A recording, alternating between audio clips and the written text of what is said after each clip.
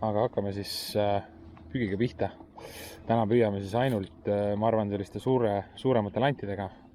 Suured silikoonid, Big Shadid, Rapala Beto näiteks siin, Westin Swimmid, erinevad värvid, Salmo Fatso ja siis veel näiteks Savage Kerry Kobe Shad on ka väga hea lant, on toonud häid tulemusi. Aga ma arvan, et paneme esimesena selle Beto otsa. Just hetk tagasi siis nägin esimest kala. Ma ei tea, kas ta nüüd päris meetrine oli, aga oli tegemist väga suure augiga, mis landil järgi tuli. Et siin platsi peal seda kala on, aga nüüd tuleb leida see sobiv lant, mida ta tahab. See sobiv mängukiirus ja siis ehk mõne realiseerib juba ära.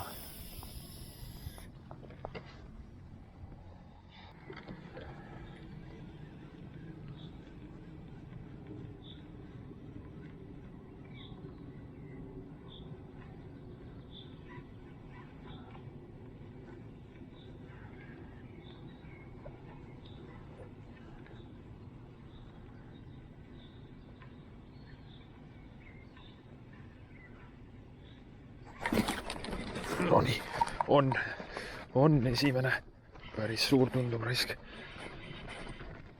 Ossa perse raisk, kus teeb sõitu, No, see paneb paadi sõitma ka, kurat. Väga vinge. No see on selle aasta esimene meetrine.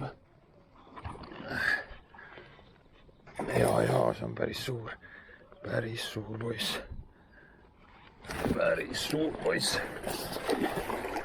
Nii. Kas saame? Kus see kahv on nüüd kinni siin, jah? Ops. No nii. Tehtud. Aga hea, et ma landile selle alumise konksu juurde panin sinna. Jäi paremini kinni. Nii, katsume nüüd ta siit siis ilusti kätte saada. Nii, kaalume selle kala siis koos kahvaga ära ka. Vaatame, mis ta näitab pärast. Võtame selle kahva kaalu maha. Nii, kala raveleb. 7 kilo ja 50 grammi. Proovin korra uuesti. Ei tahaks talle seda lõpuse kaare vahele ajada seda.